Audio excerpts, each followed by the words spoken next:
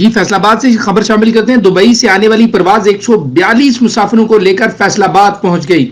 Dubai से आने वाले मुसाफिरों को करतीना सेंट्रल मुंतकिल कर दिया गया। मुतअद्दिद मुसाफिरों को जीसी यूनिवर्सिटी कैंपस में मुंतकिल कर दिया गया। नाज़रीन, तफसीलात के मुताबिक दुबई से आने वाली परवाज 142 मुसाफिरों को लेकर फैसलाबाद पहुंच गई। दुबई से आने वाले मुसाफिरों को करतीना सेंटर मुंतकिल कर दिया गया। मुतअद्दिद मुसाफिरों को जीसी यूनिवर्सिटी कैंपस में मुंतकिल किया गया।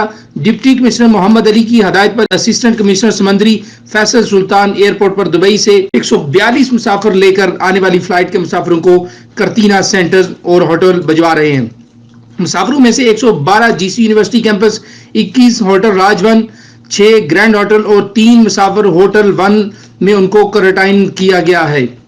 रिपोर्ट शहजाद करीम चौधरी, नुमाइंदा खुसूसी समंदरी, फैसलाबाद।